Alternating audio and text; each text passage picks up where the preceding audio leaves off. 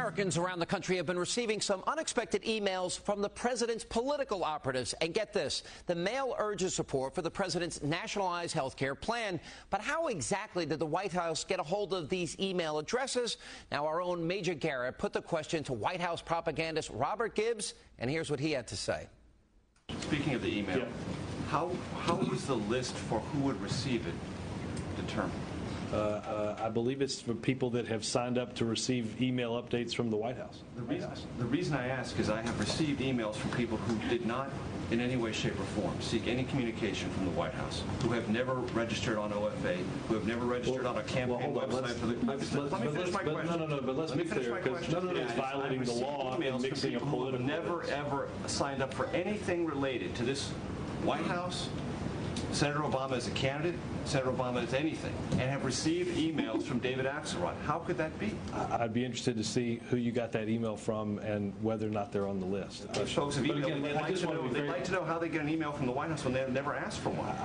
I hesitate to give you an answer because you might impugn the motives of the answer. I'm telling you what I got. Emails from people who said they never asked anything from the White House, and yet they received something. We can, let me go to someplace else that might be constructive. Ouch. I guess that answers the question. Joining me now to discuss this is the executive vice president of Edelman PR and the Washington Times columnist, Tony Blankley. Tony, always good to see you. Good to see you. All right. So, first of all, Major's hit on a very important issue.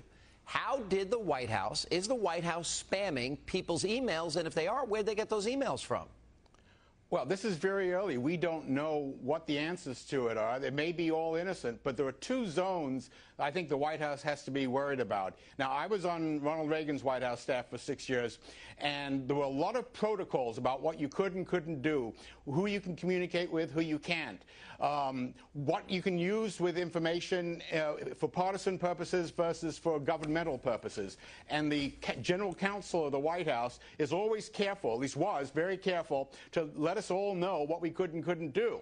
Now, here you've got a number of problems that may or may not be legal, but he also has a potential, we don't know the answers yet, we also have a political problem, because even if they've got the information and are using it legally, the use of email and spamming email may be a bigger political problem than any ethical problem that they may or may not have. And I think the first danger for any White House is to refuse to be forthcoming. And now we're already a couple of days into this, and at least as of now, I believe, they haven't explained the details yet. So every day that they don't answer it, people have a right to be more concerned about why they're not answering it. Well, look, there are a lot of privacy issues. As I went through and I finally, got through this mundane and boring and monotonous, 1,000-page bill that the House had put out here. But there are a lot of privacy issues that come up here, Tony.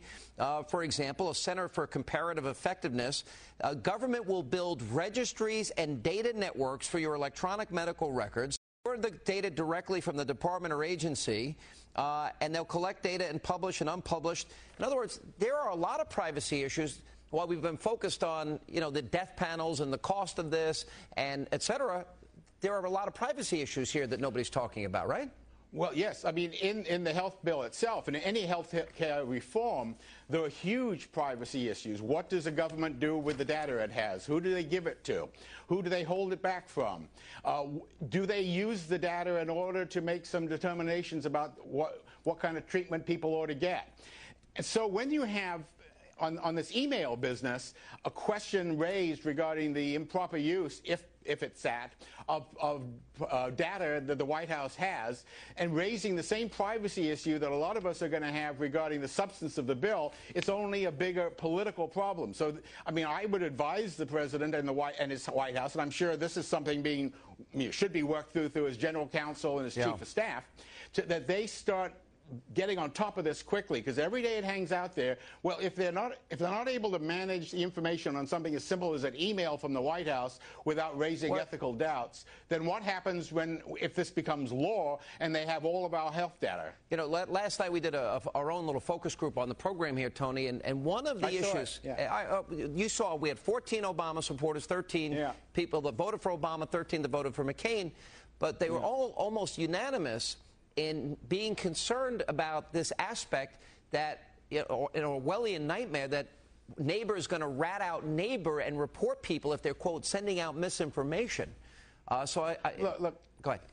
Yeah, look, I mean, maybe the White House staff is not sufficiently experienced in the national politics. They ran a wonderful campaign, but there are certain things that any administration wants to make sure they don't raise unjustified fears. We all have real concerns about privacy, about the big hand of government, and these are valid concerns we should always have, whatever administration is in office. If an administration lets these issues, these doubts rise without putting them down, they create problems for themselves and for the trust between the government and the people. So I think there's maybe a little bit of inexperience that some of the White House staffers, that they are not managing this as well as they could. I mean, maybe there's some bad things that we don't know about, but even if there's nothing that's wrong, they're managing it very badly. I agree with that, and that sort of dovetails into the big story of the week, which is the outright attack of politicians, leaders of the Democratic Party, against the American people. If we couple that with this Craigslist ad that says, oh, by the way, you can make $600 a week if you go and support Obamacare at these town hall meetings. But, Tony, have you ever witnessed anything as stupid as attacking the American people as a means of trying to convince them that your agenda is the right agenda for the future?